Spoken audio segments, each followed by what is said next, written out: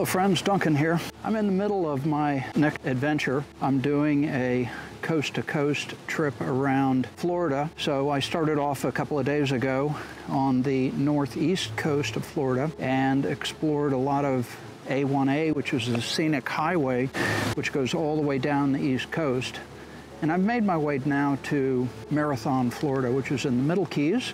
So it's only another 45 miles or so to be able to get to Key West, which is my intention tomorrow.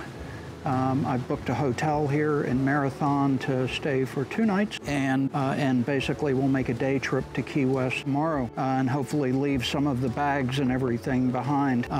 Basically between the motorcycle, myself, all of my luggage, I've probably got 850 pounds on here, so it's definitely been a little bit of a challenge. Got to be honest with you, as a senior biker, it's definitely, I can feel the years, a lot of aches and pains. Sure that I stay hydrated and enjoy the ride. So this trip is all about the beautiful coast of Florida, both the East Coast and the West Coast. And so I'm partway through the trip, so I'm in the middle of filming basically each of these episodes, and I will be releasing these in the next 2 weeks or so. Did want to make this trailer to let you know that that's what I'm in the middle of doing right now. So I've been planning this trip for a couple of months, so I knew that I wanted to do this and definitely get down to Key West is the main target, but then also to work my way around the west coast of Florida up to potentially Pensacola, Destin, those areas,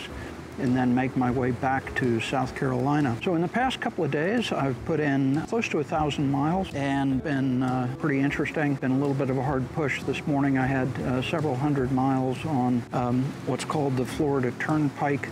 So definitely high speed. So that's the plan. Wanted to let you know kind of what I'm up to, and we'll be releasing the videos. But I've already been to some beautiful cities, and now I'm in the Keys. And I've been to the Keys a number of times. So I hope that gives you an update. I would like to make one request for everybody. About 95% of the people that look at my blog are not subscribers. So I've got good watch time, so thank you very much for that. I hope you're enjoying that. I really enjoyed all of my filming that I did in Baja, and also really enjoyed putting the videos together. I would also appreciate any feedback or comment that you might have. Thank you for the people that have commented on my vlog and that interacting. I really appreciate you taking the time to do that, because for me, I really enjoy putting the stories together and getting them out there, and that's my main goal, is to try to tell some of these stories about these beautiful locations around the world, in Baja, and especially now in Florida. So that's it. Please press like and subscribe, and thank you again for all the loyal subscribers that have been giving me feedback. That's been very appreciated and very welcome. That's it from now, from Marathon, Florida. Talk soon.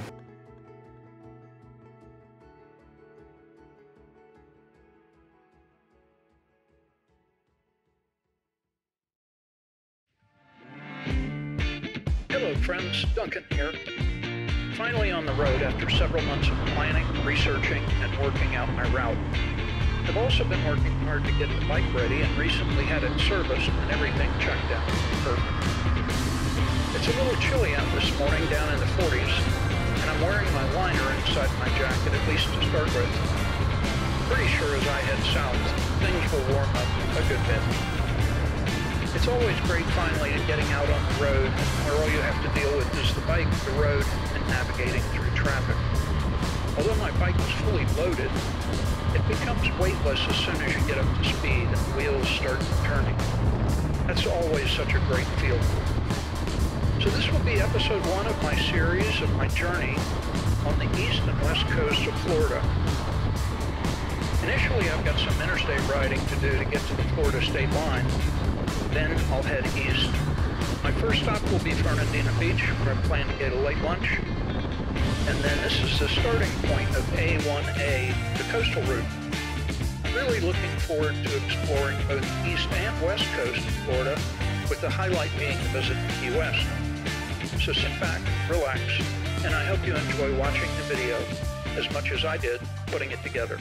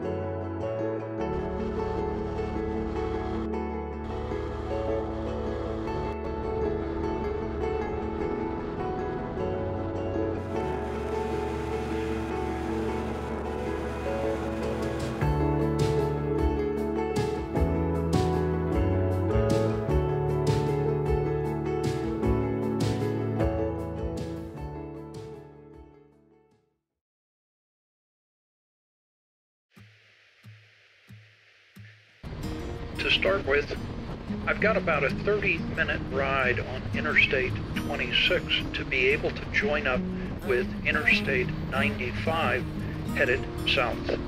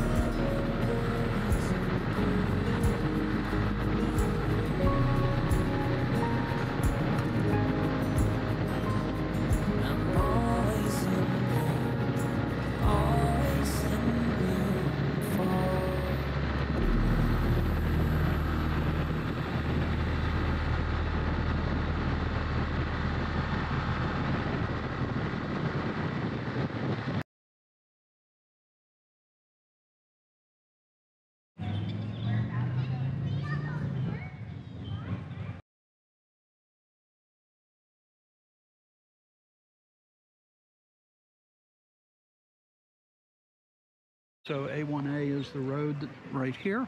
Goes all the way down the east coast of Florida. So that's my goal, is to take A1A all the way down to Key West and then work my way back up on the west coast of Florida. So anyway, that's the plan. We'll probably be staying tonight in Daytona Beach. We'll see how the drive down A1A goes, how fast that is, but that's the plan. Bike's running great. I'll give you a little bit of an overview.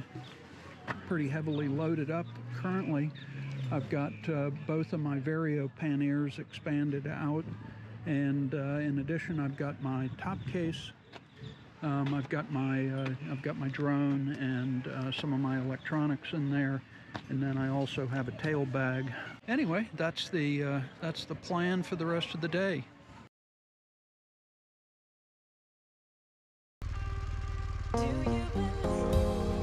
Straight from a party, we're all on a roll tonight.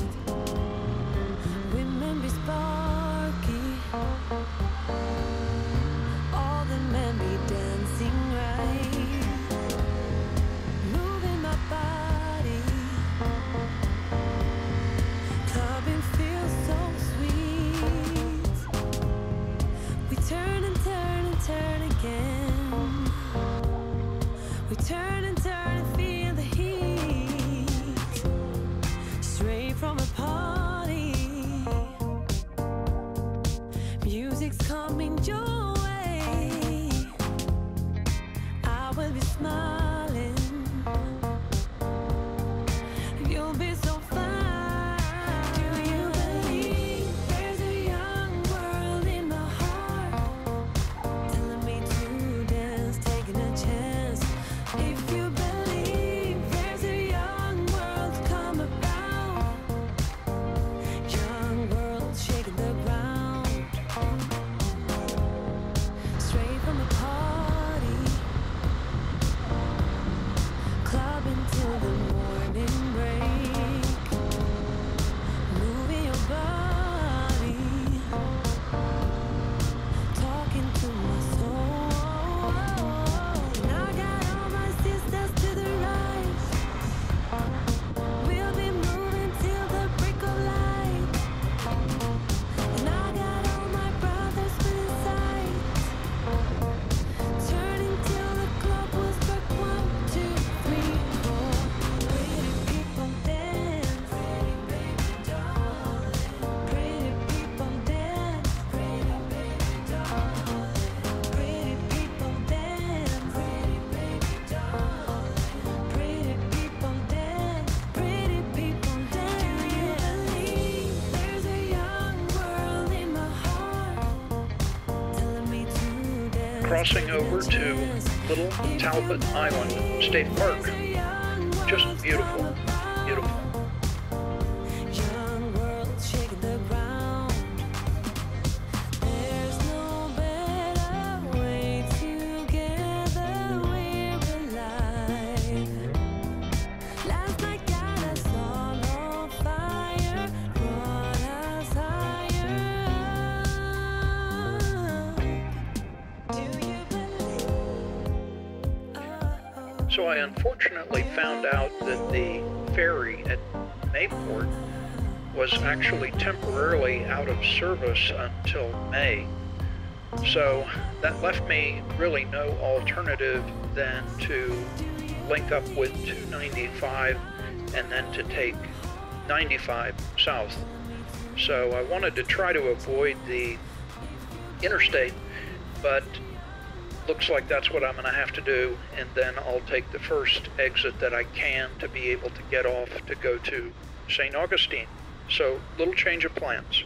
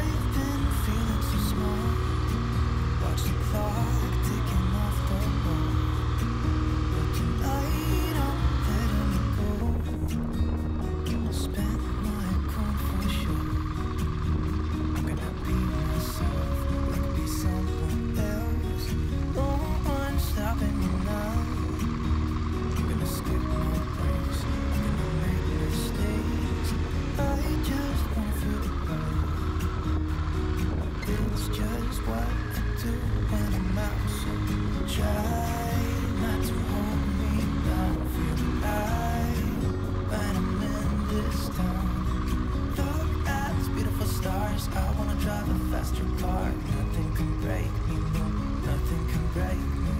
Try not to hold me down, feel alive when I'm in this town. Look at these beautiful stars, I wanna take a trip to Mars. Nothing can break me, no, nothing can break me.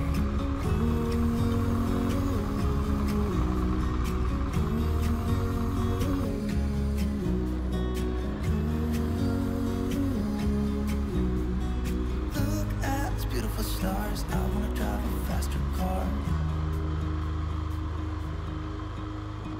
Lay my troubles to rest, blow the smoke through my cigarette. City lights looking fine, and I know this is my time now. I'm gonna be myself, I could be someone else. No one's stopping me now. I'm gonna skip my breaks, I'm gonna make mistakes. I just wanna feel alive. It's just what I do when I'm out, so try not to hold me down, feel alive when I'm in this town. Look at these beautiful stars, I wanna drive a faster car. Nothing can break me, no, nothing can break me.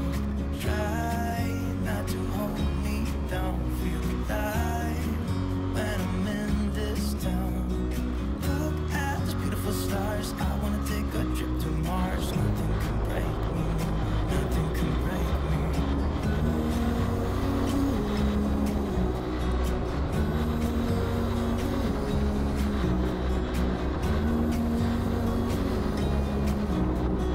Look at these beautiful stars, I wanna drive a faster car. I'm gonna be myself, I'm gonna be someone else. I'm gonna be myself, I'm gonna be someone else. I'm gonna skip my breaks, I'm gonna make mistakes. I'm gonna skip my breaks, I'm gonna make mistakes. Try not to hold me down, feel alive when I'm in this town. Look at these beautiful stars, I wanna drive a faster car. Nothing can break me, no, nothing can break me. Try not to hold me down, feel alive when I'm in this town. Look at these beautiful stars, I wanna take a trip to Mars. Nothing can break me, no, nothing can break me.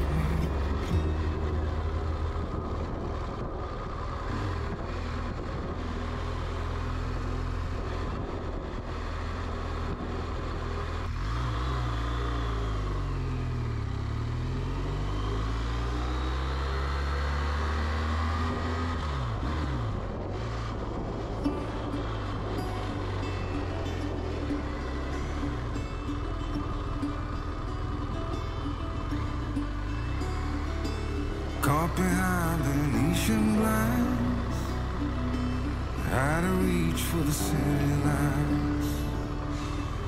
This ain't where I belong. Hey, look at me, man, what I've become. I've been running east, looking for a sunset, digging deep since '99. What I thought was gone, sitting in my pocket, in plain sight, all alone.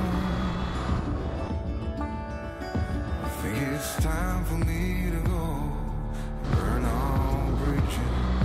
All I know, I got lost along the way, fell between the foam, pulling stitches. Time to let go. Come what may.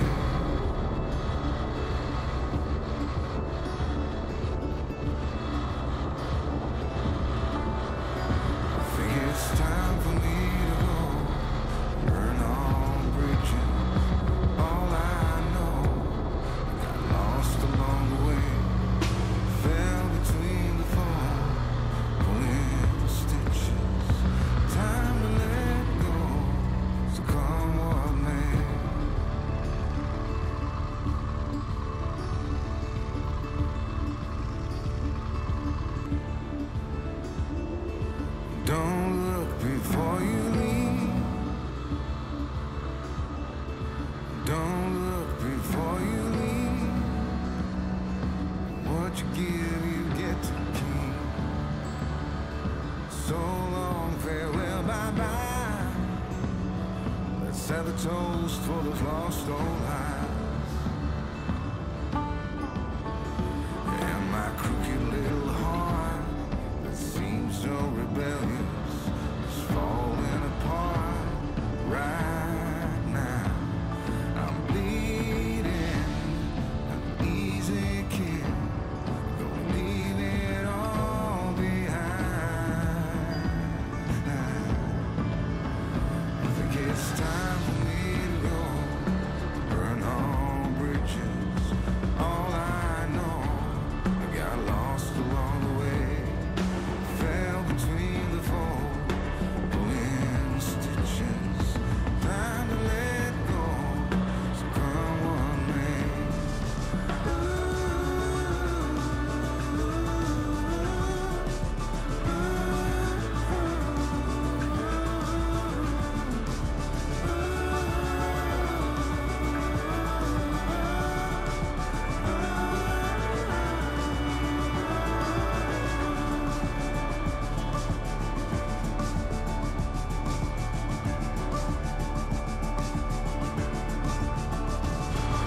Caught behind the Asian line, out of reach for the city line. This ain't where I belong. Look at me, man, what I've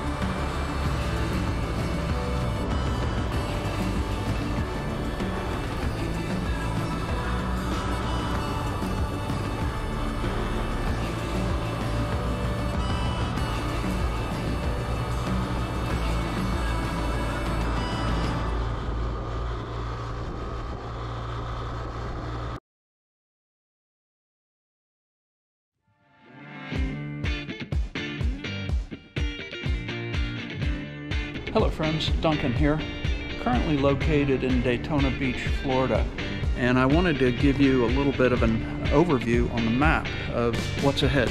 So our target is really to get all the way down here to Key West, and I think it's probably going to take me 2 days. I want to take A1A as much as I can. However, as it goes around the Air Force Base and that type of thing, I think I'm going to have to jump on one for a little bit until we hit this point right here in Titusville, where we can turn off onto A1A again and jump back on A1A, and then make the push to West Palm.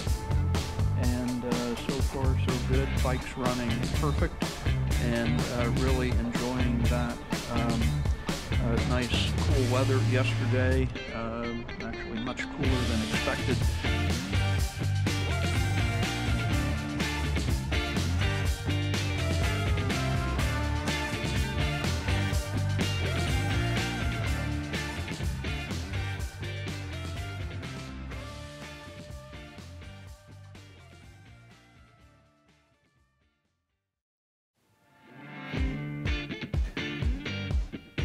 Hello friends, Duncan here. Beautiful sunrise this morning in Daytona Beach, Florida.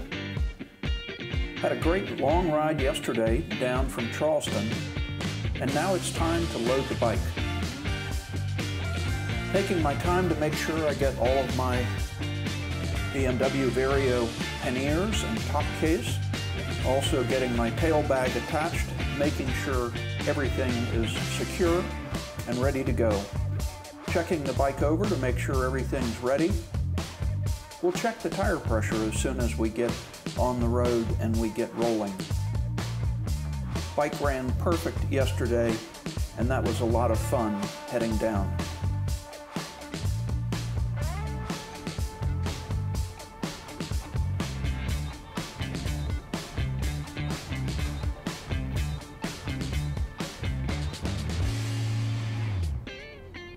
So the plan for the next 2 days is to make my way from Daytona Beach all the way down to Marathon, Florida.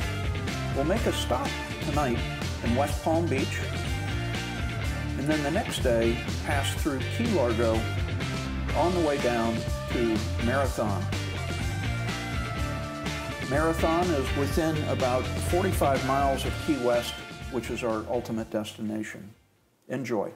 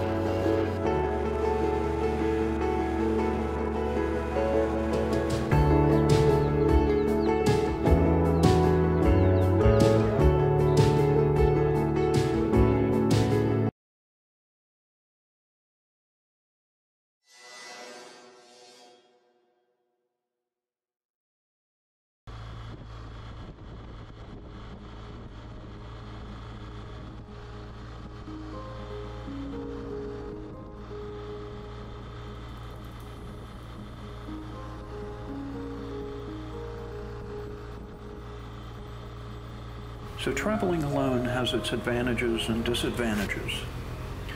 It gives you a chance to think about simple things like the weather. Is it going to rain? What are the winds going to do? What's the temperature? It really brings you down to the basics of life and the sights and sounds of being on the road alone with the bike. When you should eat and sleep, all those things become secondary in a way when you're out on the road. It's more about enjoying the trip, being in tune with the bike, and enjoying the travel and ultimately achieving a destination. That's what I've enjoyed about this trip so far, is being away from all the distractions and just being in tune with the bike and the road, the sunshine, and traveling south.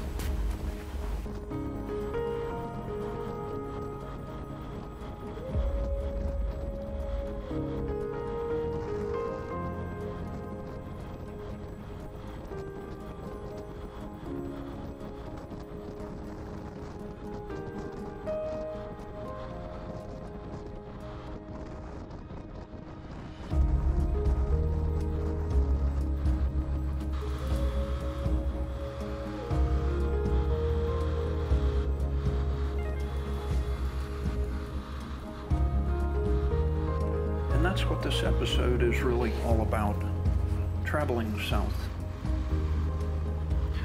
I've been to the Keys many times, and there's something about the Keys that is so isolated in a way, and in another way, it's a dead end, and you eventually have to turn around and come back. But it's something about being at the end of that destination, the end of the islands, that has its attraction for me.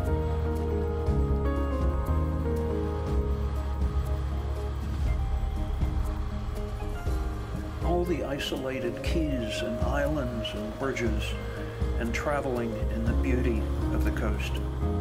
That's what this trip is all about, at least in the first half.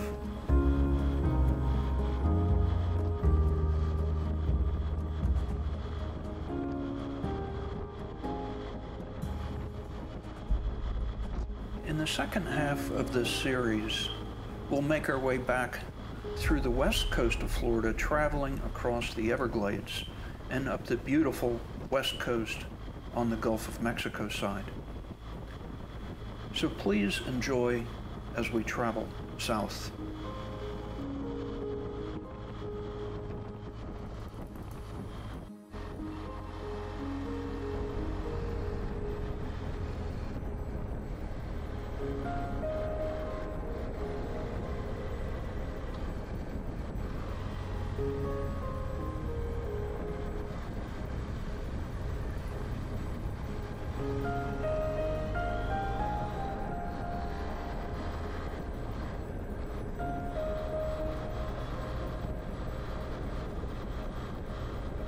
I'd love to hear what some of your favorite memories are traveling by motorcycle.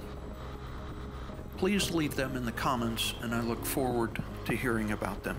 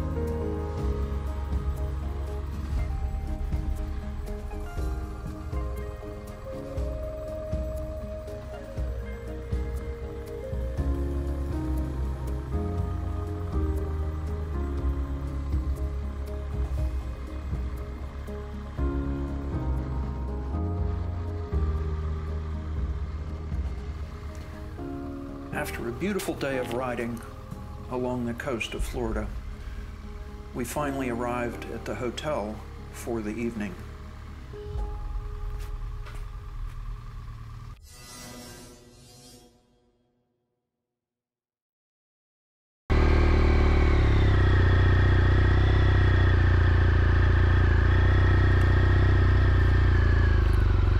After a nice dinner and a good night's rest, it's time to bring the bike around from the parking lot and begin loading up for the day.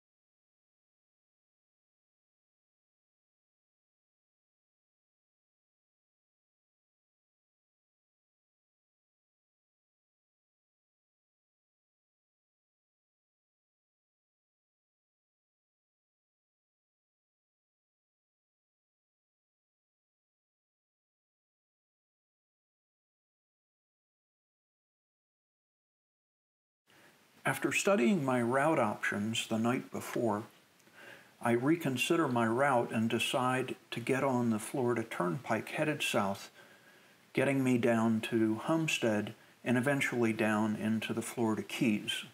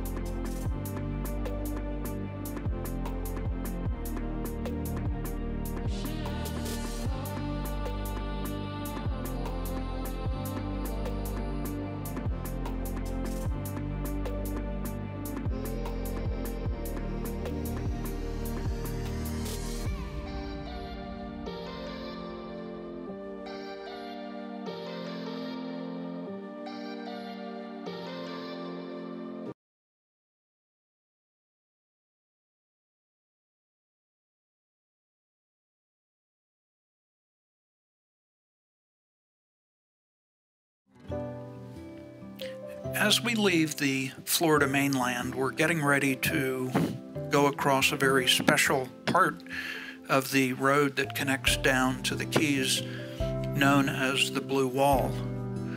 This is part of the Overseas Highway, which is a 113-mile highway carrying U.S. Route 1 through the Florida Keys to Key West. Large parts of it were built on the former rights-of-way of the Overseas Railroad, the Key West extension of the Florida East Coast Railway. Completed in 1912, the Overseas Railroad was heavily damaged and partially destroyed in the 1935 Labor Day hurricane. The Florida East Coast Railway was financially unable to rebuild the destroyed sections, so the roadbed and remaining bridges were sold to the state of Florida for $640,000. Since the 1950s, the Overseas Highway has been refurbished into a main coastal highway between the cities of Miami and Key West, offering travelers an exotic roadway through a tropical savanna environment and access to the largest area of coral reefs on the U.S. mainland. Many exotic animals such as the American alligator, American crocodile, and key deer inhabit the tropical islands of the Florida Keys.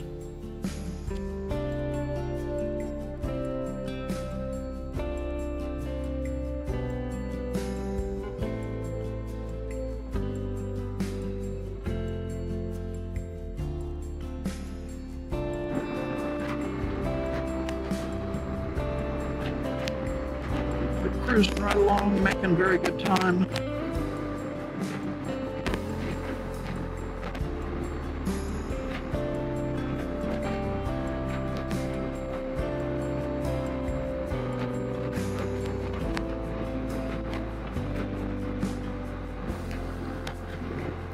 I've done quite a number of dive trips to the Keys over the years, and I would say that the Upper Keys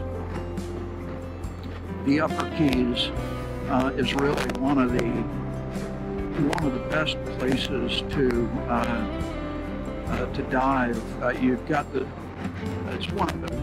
Upper Keys are one of the best places to dive. You've got the John Pennicamp State Park, which is actually a marine sanctuary, which is located on the Atlantic side. And there's lots of statues underwater. It's a really healthy reef system that you can snorkel, you can dive. But there's also a couple of really well-known shipwrecks that have been sunk out here to create habitats. There are two Coast Guard ships, and then there's also another very large wreck that's out here, and I've done a number of dives on those. Sometimes the conditions can be a little bit challenging. All depends on the currents and the seas and weather, all those things. Really great opportunities for both shallow and deep dives, for both shallow and deep dives. So would highly recommend that.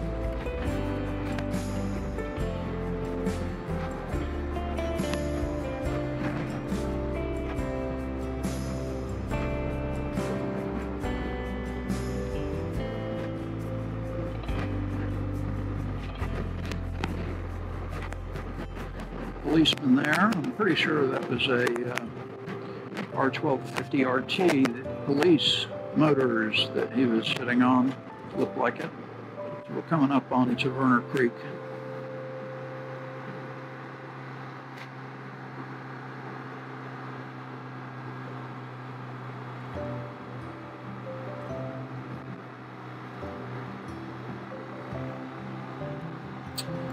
And this is the marina right here on the right where the dive boats leave from. There's a dive operator there called Conch Republic Diving. So the Keys, by the way, are sometimes known as the Conch Republic. But they do a great job, and they were very good friends for the dive shop that I used to work for, Bermuda Triangle, located in Greenville. So the diving is a whole nother story. I really haven't gotten into that too much in my blog yet. I have posted a couple of dives that I did. I did one with Manta Scuba last September in Cabo San Lucas in the what they call the corridor. And then I had another couple of dives that I did with Stuart Phillips Diving in Freeport, Bahamas. That was also really fantastic. So please take a look at those. Take a look at those videos. Might be interesting for you. Give you a little bit of what the experience is like to go out on a dive boat, and what that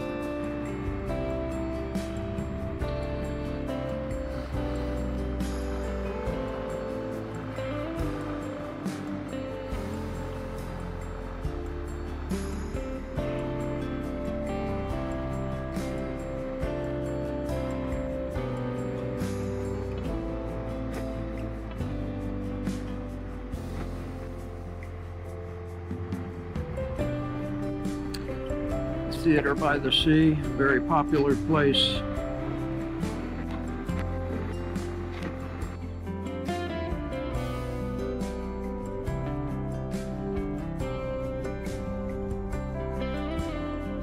By the way, over the 113 miles of roadway from Key Largo to Key West, it incorporates an astonishing 42 bridges leapfrogging from key to key in a series of giant arches of concrete and steel over the open waters of the Atlantic, Florida Bay, and the Gulf of Mexico.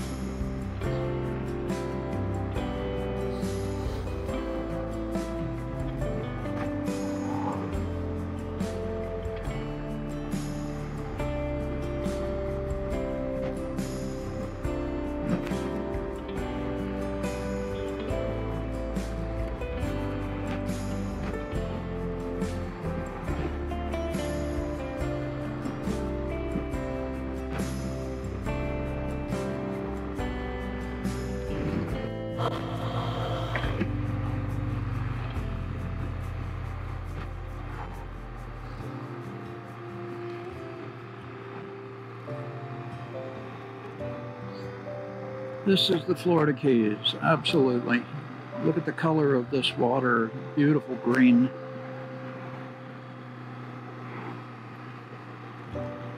The Atlantic on the left, Gulf of Mexico on the right.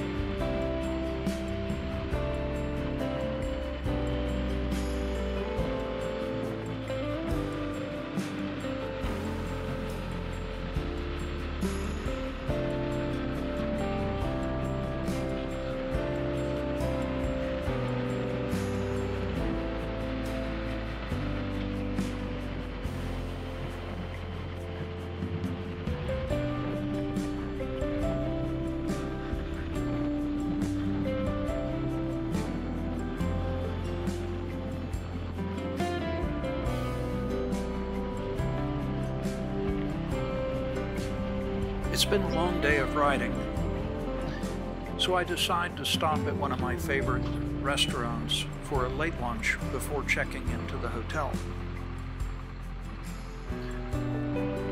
This is on the right here. This is the Florida Steak and Lobster House, and I highly recommend it.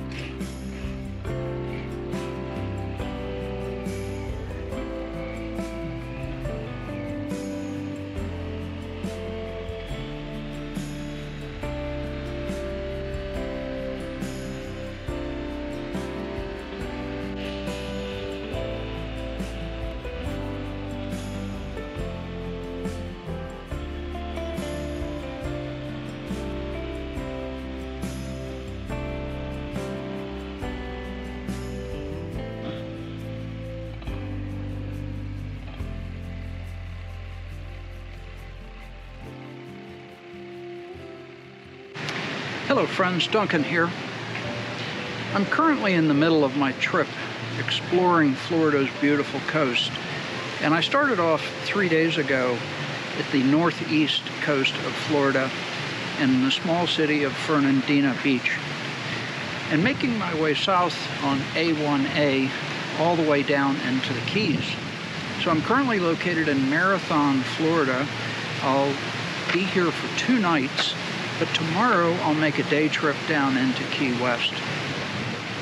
Put in a lot of miles. I put in about 1,000 miles the past couple of days. I know that that's not much comparatively, but for me, as an older motorcycle rider, I feel every mile try to pace myself. So that's the most important thing. So it's really been great. My bike has worked perfectly, so I've got a 2016 R1200 GS, has really run well. It's been a little cool, also fairly windy the past couple of days, that's fairly good. But I definitely wanted you to know kind of what's going on. As I've mentioned in the comments on some of my other videos, I've also switched over to Adobe Premiere Pro, and I'm working hard to become a better editor and also a better storyteller, so would appreciate any comments or feedback that you have about that. And finally, I would ask for the 95% of you that watch my videos that are not subscribers, I really would ask you to push the like and subscribe button. I don't want to be like some of the other vloggers that every time they open their mouth, they're asking you to like and subscribe. So that's just not me. That's not the way act. But I would ask if you could do that. That gives me feedback on what type of content you like so that I can produce more of it for you.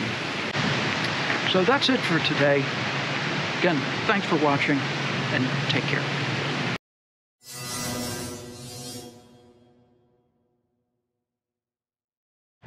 Hello friends, it's Wednesday morning, getting ready to head down to Key West. So it's just a short, about a 1-hour drive down to Key West. Just south of here is a 7-mile bridge. Nice day, a little on the warm side, but I've got the bike loaded up. I'll show you that. So basically just have the top box on for today. The plan for today is to head down to Key West. It's only about 45 minutes south of here, and it's a beautiful road traveling over numerous islands and keys and bridges surrounded by water. When we get to Key West, I'll give you some of my favorite things to do while there. having visited on numerous occasions, so come along with me as we travel to Key West.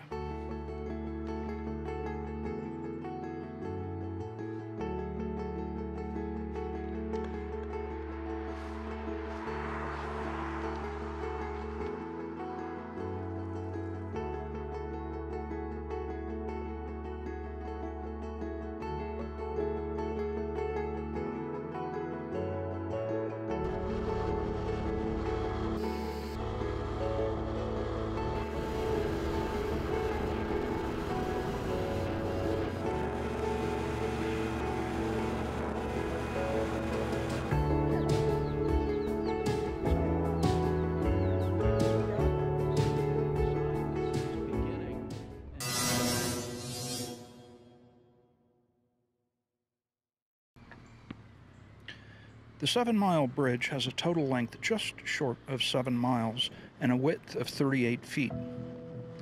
There are 2 bridges at this location.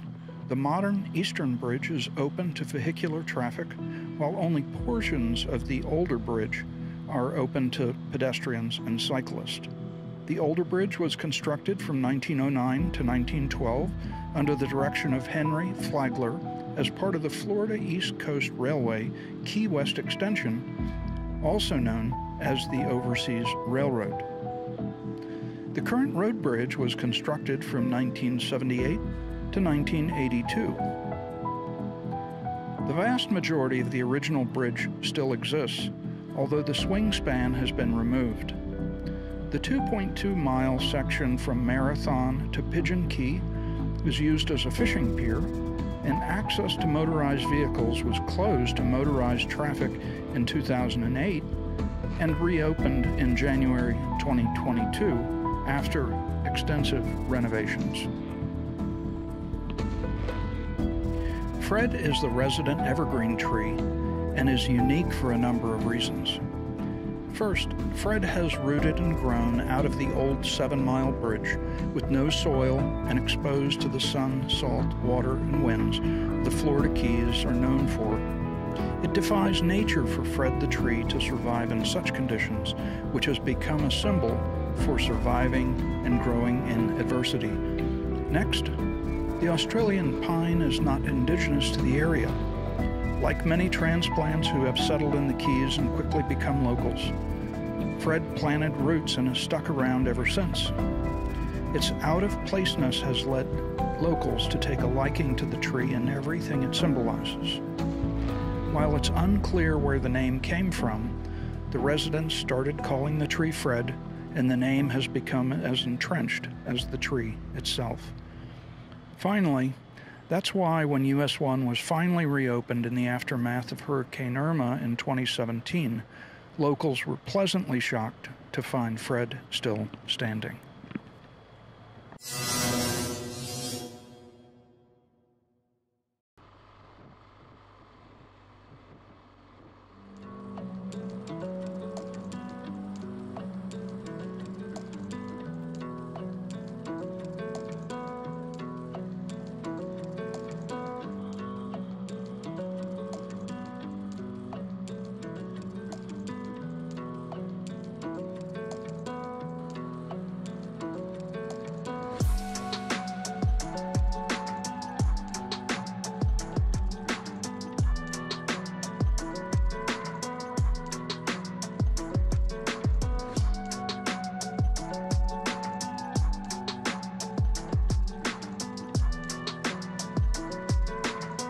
Key West has some very special residents, and I'd like to introduce you to a couple of them.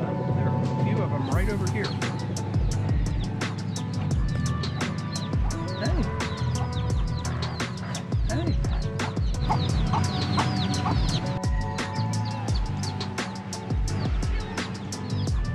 Get them all. Hey. Hey, guys. Want to come over and say hi?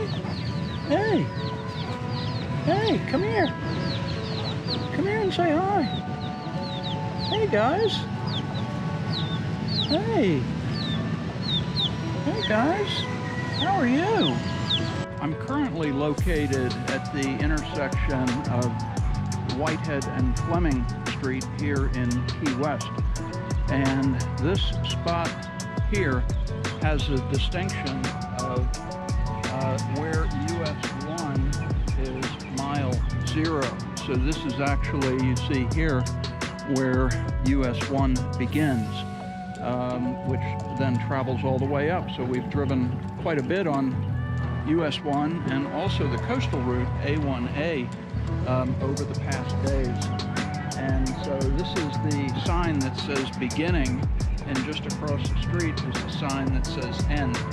So a pretty unique spot.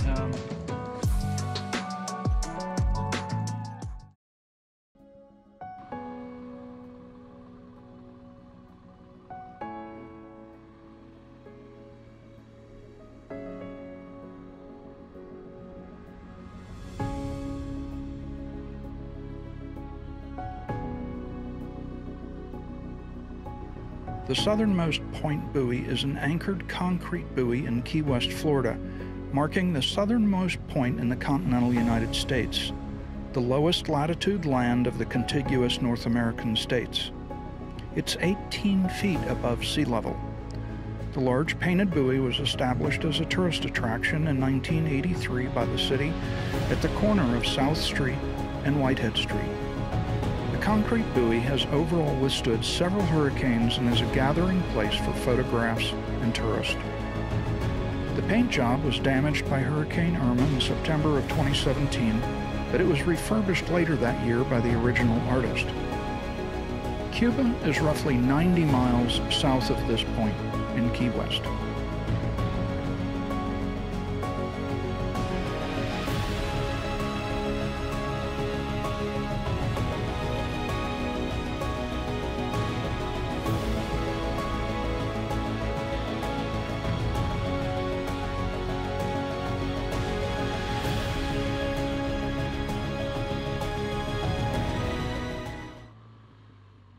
The Ernest Hemingway House was the residence of American writer Ernest Hemingway in the 1930s. The house is situated on the island of Key West in Florida on Whitehead Street, across from the Key West Lighthouse, close to the southern coast of the island. Due to its association with Hemingway, the property is the most popular tourist attraction in Key West. It is also famous for its large population of so-called Hemingway cats, many of which are polydactyl. The residence was constructed in 1851, and from 1931 to 1939, the house was inhabited by Ernest Hemingway and his wife, Pauline Pfeiffer. They restored the decaying property and made several additions.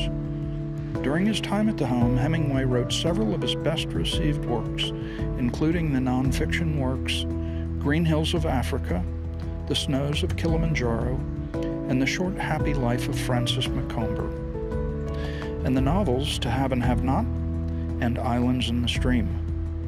After the Hemingways' divorce and death, the house was auctioned off and subsequently converted into a private museum in 1964. On November 1968, it was designated a National Historic Landmark.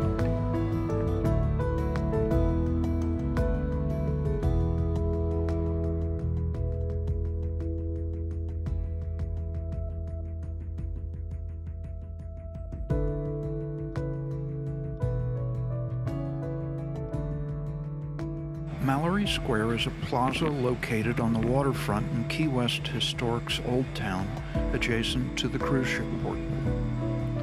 It's located just west of the northern end of Duval Street, facing the Gulf of Mexico. It's most well known for its sunset celebrations every evening due to the strategic location in Key West.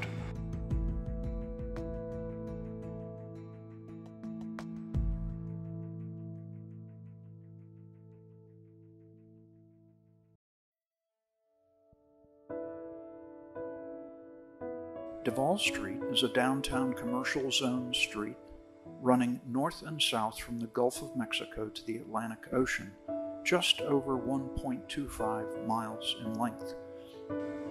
It's named for William Pope Duval, the first territorial governor of Florida.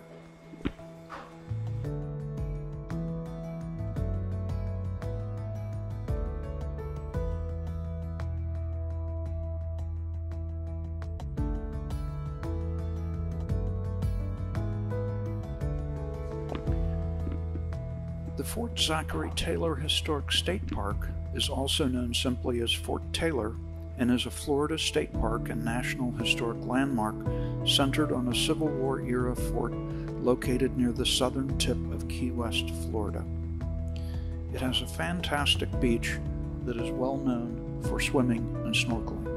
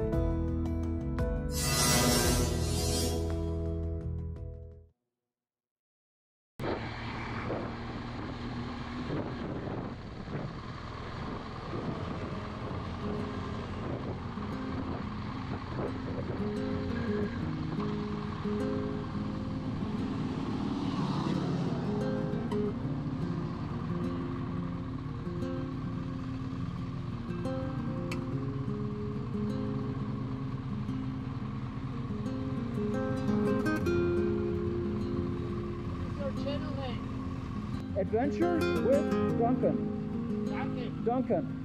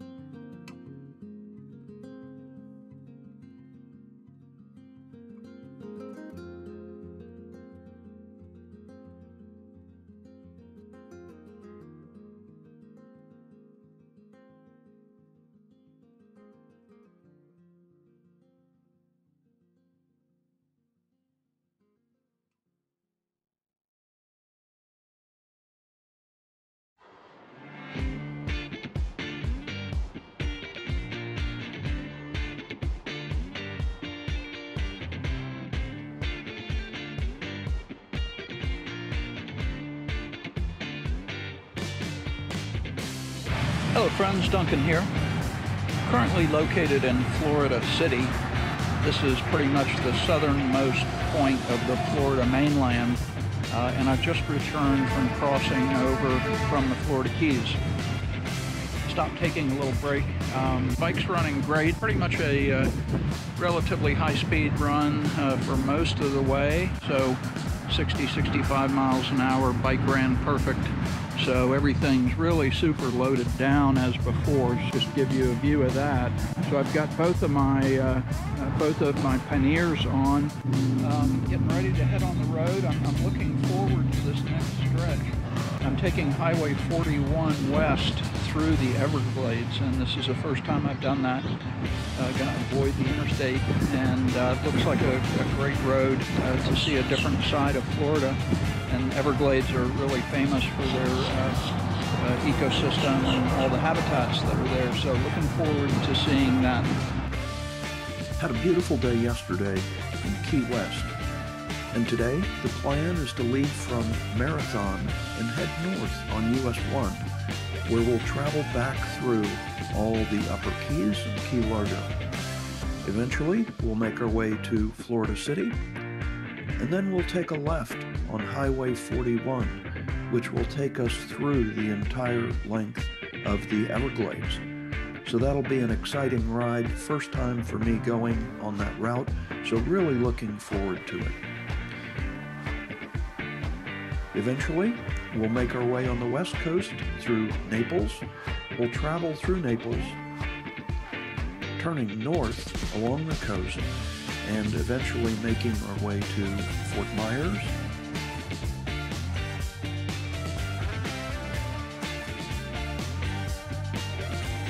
and then by the end of the day we'll make our way to Punta Gorda. So really looking forward to that.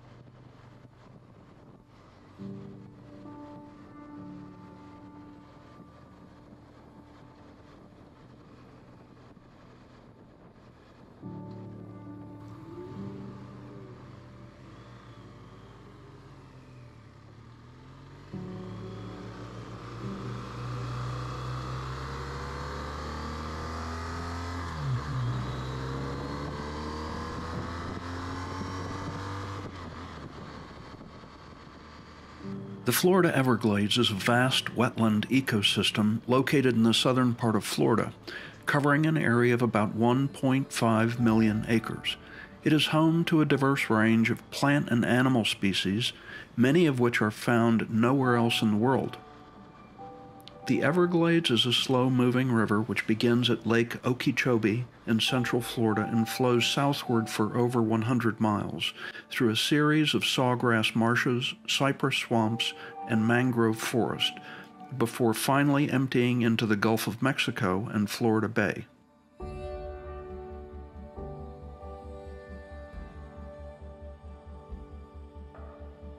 The ecosystem supports a variety of wildlife, including alligators, panthers, manatees, and a vast array of bird species, many of which migrate to the area during the winter months. The Everglades is also home to a number of endangered species, including the Florida panther, the American crocodile, and the snail kite.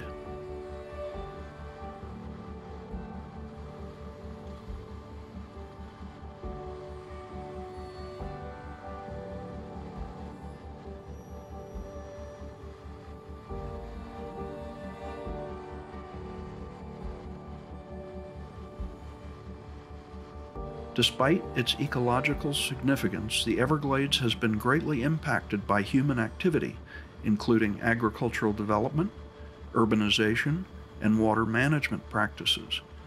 Efforts are being made to restore and protect the ecosystem, but much work remains to be done to ensure the long-term survival of this unique and important natural resource.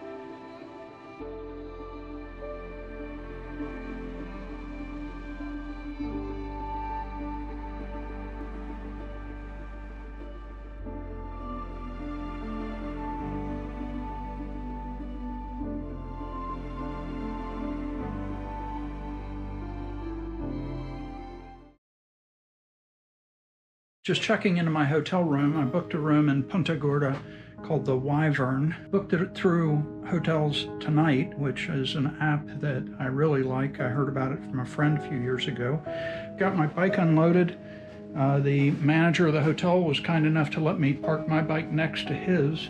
They evidently have an event going on here tonight, so all the hotel parking is taken. But that was very kind of him to do that. Pushing up north from the Keys, getting up to Florida City, going north on, I believe it was 997, through some beautiful agricultural area, and then eventually connecting into Highway 41. And Highway 41 was about a 90-mile push straight through the Everglades. And that was a great ride. Most of the speed limits were 50, 60 miles an hour. Hindsight 2020, what I should have done is a little more research, because there are some beautiful nature viewing areas. Would have been great to stop and stretch and get some water and get off the bike for a few minutes. But anyway, made the push, came into Naples, continued on 41 all the way up here to Punta Gorda. So I stopped in Naples for lunch and a little bit of a break, and just got in here just a little bit ago. So it's currently, let me see, it's currently almost 6 o'clock. So I'm gonna jump in the shower and then think about dinner. So that's the plan for this evening. While I'm at dinner, I also want to take a look at what the objective for tomorrow will be, how far we can get, definitely way past Sarasota. So that's the plan. So talk soon.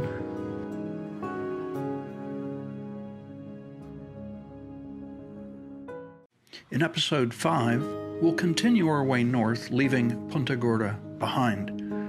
I recall in September of 2022, the area around Punta Gorda was devastated by Hurricane Ian and suffered a direct hit with tremendous damage from this powerful storm. Many of these areas are low-lying with little drainage available. Punta Gorda is slowly making a comeback now 7 months after the devastating hurricane.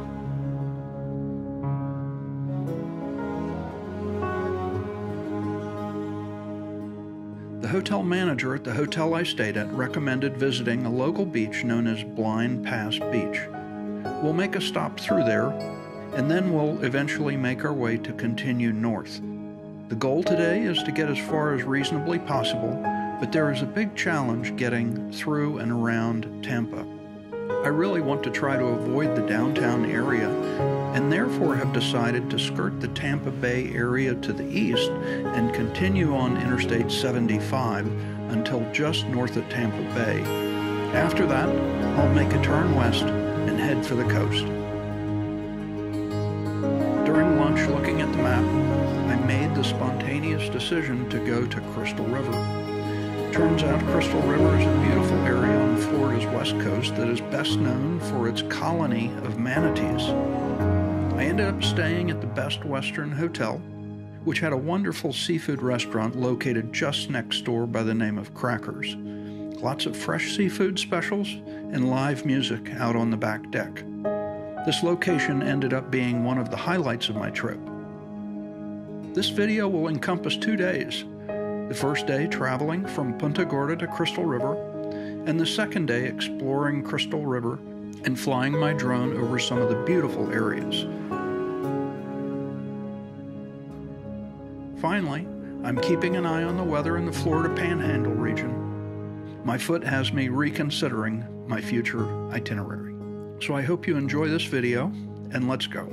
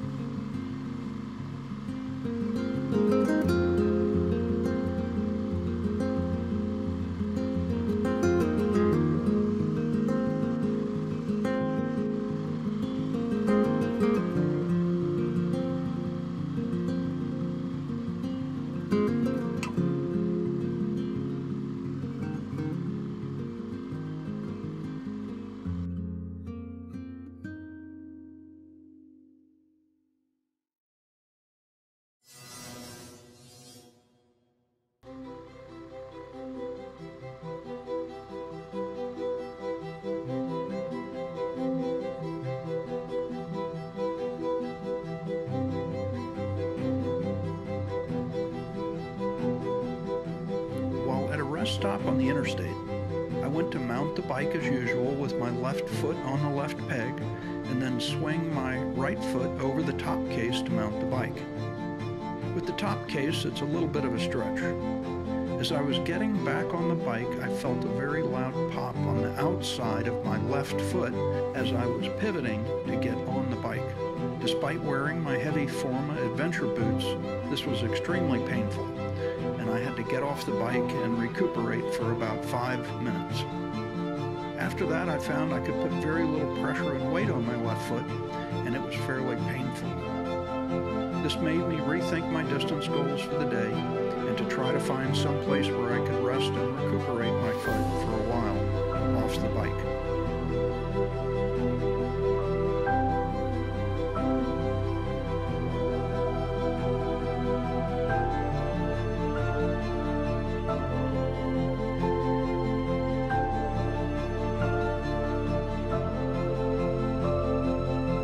After getting off Interstate 75 and injuring my foot, the journey west was pretty uninteresting and also headed north on Highway 19. There was a lot of stop-and-go traffic, which was fairly painful with the situation with my foot. Arriving at the hotel at approximately 5 o'clock in the evening.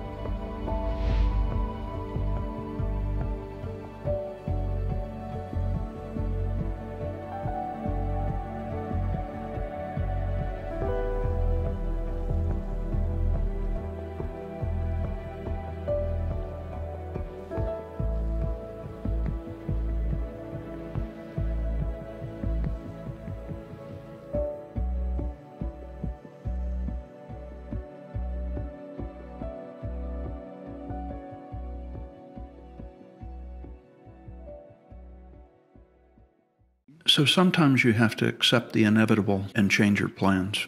My original goal was to ride the east and west coasts of Florida and eventually make my way into the Panhandle. And I've already made it about 3/4 of the way around Florida's coast so far. But I've got two situations that I've got to accept and adapt to. First is that there are brewing storms in the southeast with recent tornadoes in Mississippi and storm fronts approaching the Panhandle of Florida. Riding in the rain is no fun, but sometimes it's inevitable, as we'll see a little bit later. The second situation is that I injured my foot, and it creates a little bit of an unstable situation for me stopping and starting where I cannot put my full weight on my foot. Although generally okay, I worry about emergency situations and being able to handle those in a safe manner. Therefore, I've made the decision to start traveling northeast back to the east coast of the U.S. and eventually make my way back to Charleston.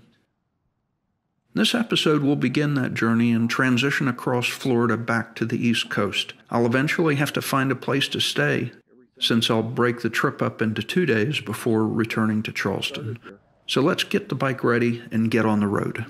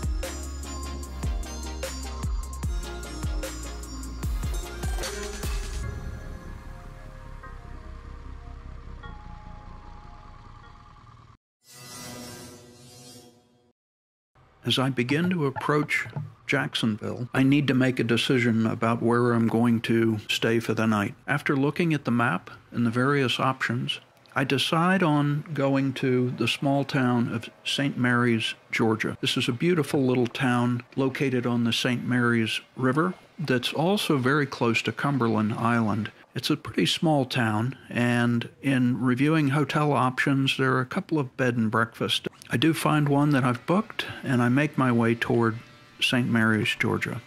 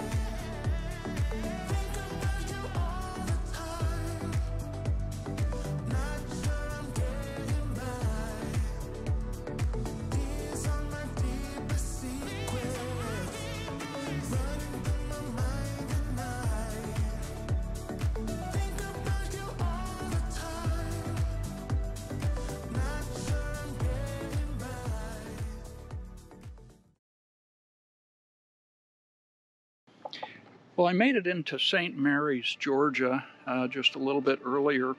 The bike ran very well. It was about a 4.5 hour ride up from Crystal River, where I stayed yesterday. Beautiful ride up through the country, good temperatures, so it was really very pleasant. And I tried to avoid the interstate as much as possible, but still some of the roads were pretty fast, and 60-65 mile an hour speed limit, so that really went well, and bike did great. So waterfront's right down here. We've got basically 3 blocks. Very quaint little town. I saw this tree here and I wanted to stop and let you see it, because we saw a lot of this on the drive this morning and in some of the other areas. And one of the things that the Southeast and also Florida is known for is something called Spanish moss. And there's a pile of brush here I just want to get a piece of this Spanish moss and let you take a look at it. It gets its nutrients from air, but it needs a parasitic host, which are all these hardwoods typically.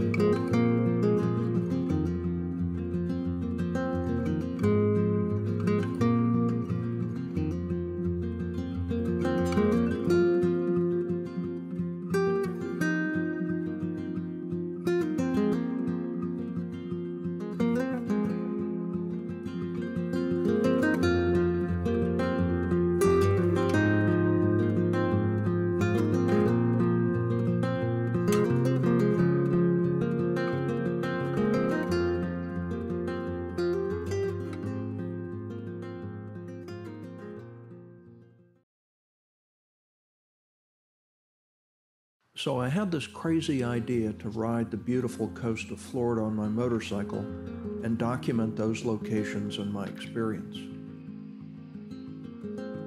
This video is episode 7 of that journey and the conclusion of my trip. It was a very impactful trip for me personally, spending time with the bike in all of these beautiful places and all the challenges.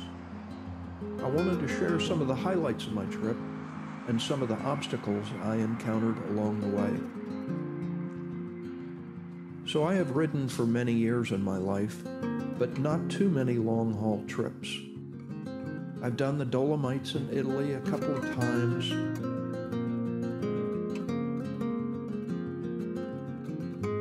Traveled up into Berlin, Germany.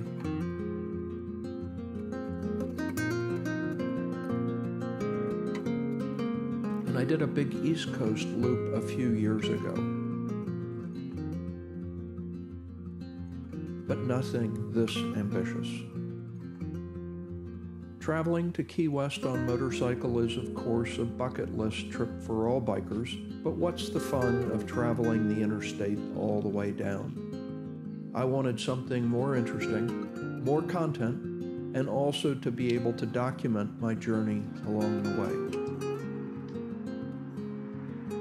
I consider myself a baby YouTuber, having started a channel, and I've made about 75 videos so far, mainly about my travels and wonderful adventures in Baja California Sur, Mexico. So I do have some background putting together and editing YouTube videos, but that has not prepared me for this challenge very well. I won't be getting too much into the filming and video production aspect of the trip, but lots of challenges and personal growth there as well. So this video will be organized into a couple of sections. First, I'll talk about my preparations, getting myself, my bike ready. Next, talk about some of those challenges I encountered along the way. After that, some of my top memories and highlights of the trip around Florida's beautiful coast. Next, what would I do differently? And finally, conclusion and some reflections. So that's it. I hope you enjoy the video. Of course, please like and subscribe if you're enjoying this content.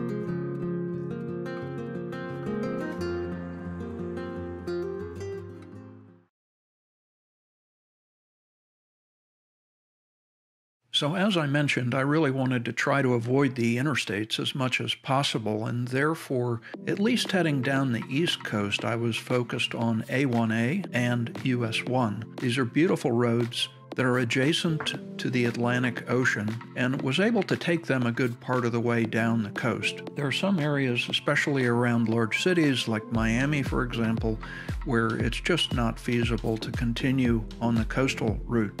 So there were times when I jumped on the Florida Turnpike, for example, or short sprints on the interstate to get around some of those areas. The West Coast is a little more difficult. It's a little more chopped up, and I did make my way up as best as possible around the West Coast and avoiding areas around Tampa. I didn't do any moto camping on the way, but rather I stayed in hotels. I used a great app called Hotel Tonight, which you can use to find last-minute hotel deals. So typically I wouldn't book my hotel until 5 o'clock in the evening when I was getting close to my stopping point for the day. Of course, I spent the time to get my bike ready. I had it serviced, had brake fluid changed, had everything checked over to make sure that it was in good operating condition with my local BMW motorrad dealer in Charleston, South Carolina.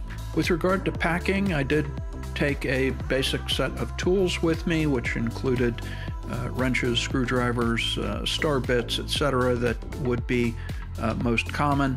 Actually found a nice cruise toolkit on Amazon that I purchased.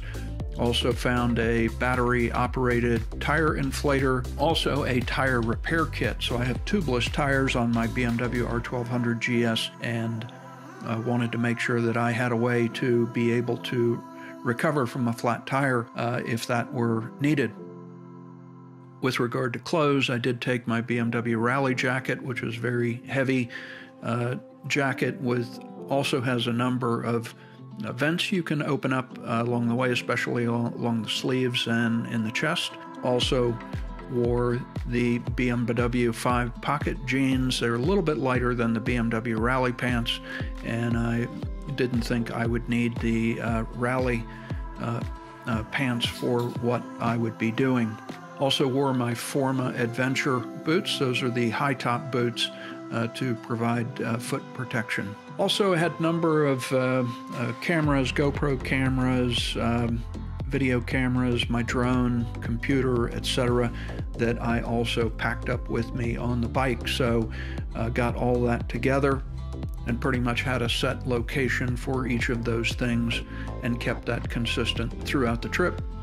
So with regard to route planning, I did use the Garmin Basecamp app, and I do have on my bike the Garmin Navigator 6, which I'm able to prepare my routes in Basecamp and then download them to the Navigator, to the GPS. So that worked out fairly well. Made sure that I had the latest maps and software updates on my GPS to make sure that it was ready to go.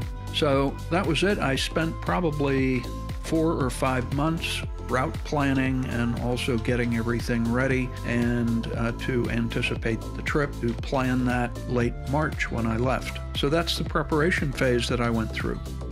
So in general, I wanted to ride about 6 to 8 hours a day. So some of the overnight stops became natural break points along the way. For example, Daytona Beach, West Palm Beach, Punta Gorda, etc. Some of those became pretty natural places to stop.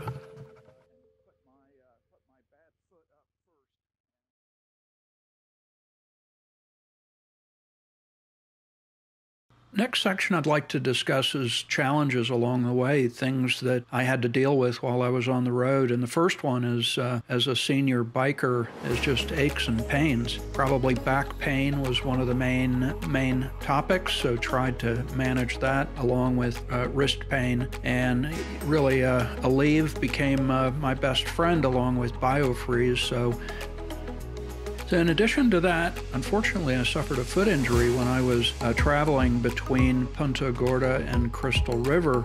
Was getting on the bike, typically step up with my left foot on the left peg and then swing my foot over, and somehow in that process pivoting, I felt a pop in my left foot, and it was very painful to put any weight on. And so that's kind of difficult because you're not only trying to support yourself but support the weight of the bike, which my bike was fairly loaded down with everything that I mentioned previously. Certainly that created some challenges for me, especially as I was coming up the West Coast.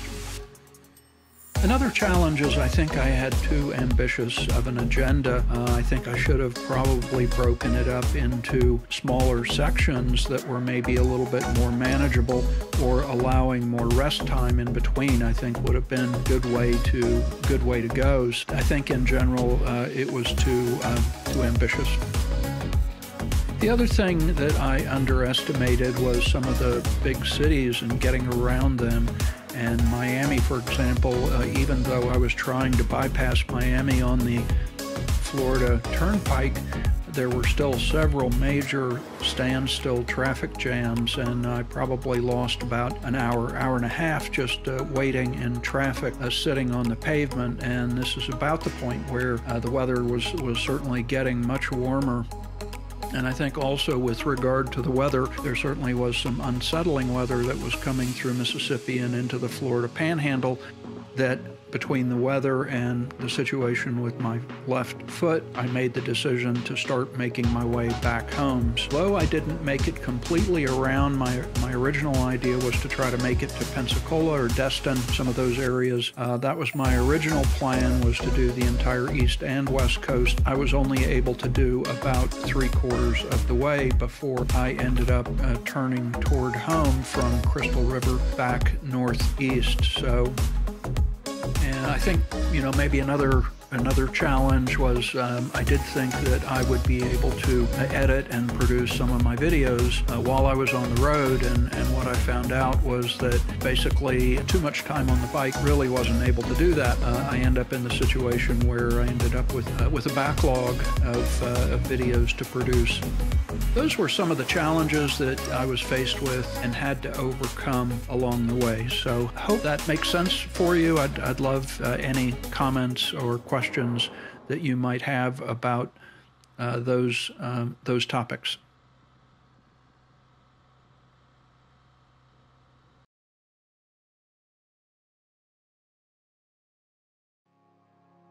In this part of the video, I'd like to talk about some of my favorite memories from the trip, and I'd like to do it kind of in a chronological order as I experienced them. First would be Northeast Florida and A1A, and this would be coming down from the Fernandina Beach area in through St. Augustine. Basically some beautiful areas.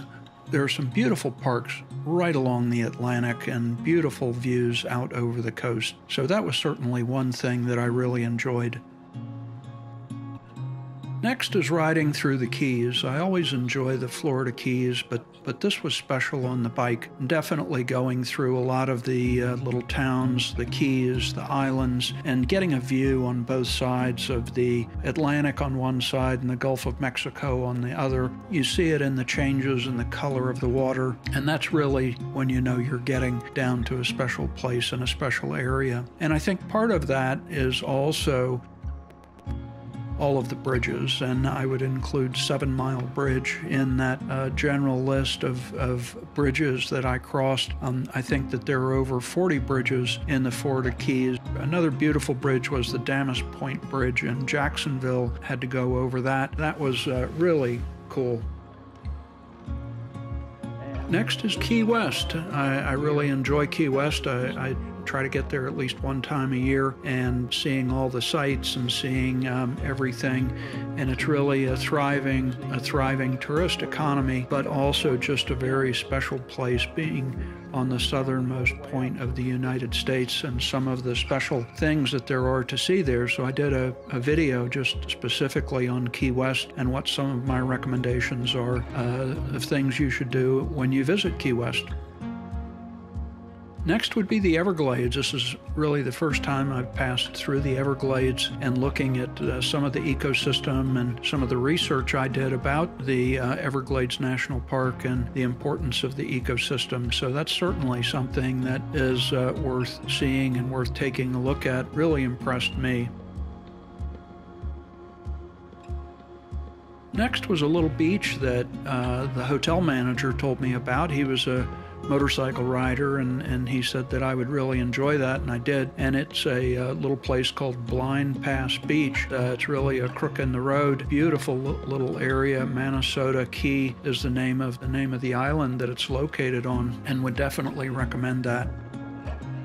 Next would be Crystal River, and I've known about Crystal River, but really the first time that I've stayed there, and it ended up being a little bit of a spontaneous decision to stay there, kind of based on the situation with my foot. I needed to find some place to rest and relax a little bit and recoup. Crystal River was the place, and it turned out to be a real gem. It's known for its colonies of manatees that are in the area, and there's quite a tourist trade of boats that will take people out to swim and interact with the manatees. So I really enjoyed my time there. Got a chance to fly my drone to get some great shots. Really enjoyed that.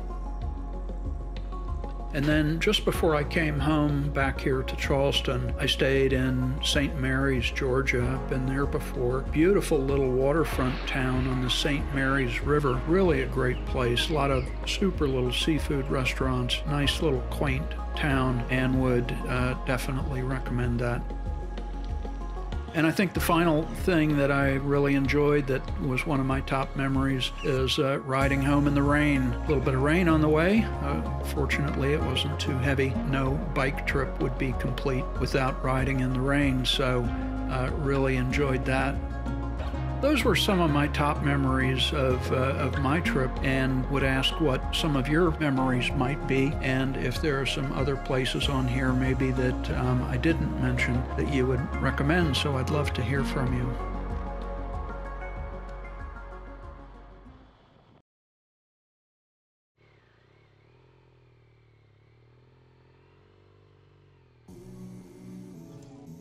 The next section of the video here is what I would do different. And I think the first thing that I have to realize as a senior biker is that I really need more bike training to condition myself, and really longer miles to put the time in on the bike to condition my body and to get used to it. This is not an issue of getting my bike ready. I think my bike has no problem. My bike did extremely well over the whole course of the trip. It's more about conditioning my body. As I mentioned earlier, just the situation with back pain, wrist pain, neck pain from the buffeting of my helmet, and then also ultimately with the injury to my foot. I think I can do more to condition myself to have a better experience on the bike overall, so to enjoy it more. The next point is to maybe have a less ambitious agenda. I think to try to have more of a balance of time on the bike and time exploring, rest days really to explore some of the local areas and to wander around, to take video, to take photos, to enjoy the local environment and the situation, to put more context for me into all of these local areas. So that's a key takeaway for me, is a less ambitious agenda and to enjoy the time in all these locations. I did have a little bit of a time pressure. I had some events and some situations that I had to return to that was always looming in the back of my mind a little bit, that put a artificial time constraint on everything that I was doing. So that would definitely be a point of something that I would do different. The next point has to do maybe with some of the video production behind this. That is that I really need to do a much better job with what they call B-roll, which is not necessarily the camera pointed at you, but basically the general situation that you're dealing with, to give more context of how things are developing. And that's really an art, something that I need to work on. I think would have added a lot more depth to the videos that I've been able to produce, is by making more B-roll content and being able to provide that to you. So that's definitely something that I want to improve. And the last point I would mention also deals with kind of the video production side of things a little bit, and that's I consistently struggle with onboard audio. So with my helmet, I've tried really multiple microphones, and at the end of the day, I'm really not satisfied with the quality of the audio that's coming out. Therefore, you don't hear a lot from me on the bike, and I definitely want to try to improve that and try to improve the experience of recording and documenting what I'm going through. So those would be 4 quick points that I would think of that I really want to try to work to be better with, to basically to do different for my next bike trip.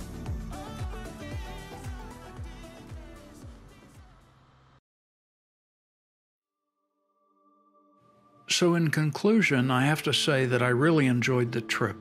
It was really a memorable occasion. My schedule was way too aggressive. I really should have scheduled more down days in between. And as an anecdote, I'm surprised by the questions that I get about my bike. A lot of people don't realize that BMW makes motorcycles. And why do the cylinders stick out to the side? So I gladly answer all these questions and inform them about the wonderful technology that the BMWGSs possess. And finally, there's something truly special about hitting the open road on a bike. The wind in your face, the hum of the engine beneath you, and the feeling of freedom that comes with every twist and turn of the road, that is truly exhilarating. Riding a motorcycle is more than just a mode of transportation. It's a way of life. When you're on a bike, you're completely immersed in the experience. You feel every bump in the road, every change in the weather, and every shift in the terrain. You're not just a passenger, you're an active participant in the journey. But perhaps the greatest joy of riding a motorcycle is the sense of community it fosters. Whether you're a lone rider exploring the countryside or part of a larger group of riders, there's a sense of camaraderie that comes with the motorcyclist. You're part of a unique subculture, one that values adventure, freedom, and the open road. So if you haven't yet experienced the joys of riding a motorcycle, I urge you to give it a try. It just may change your life. And for those of you that already know the thrill of the ride, keep on cruising, my friends. The road ahead is waiting.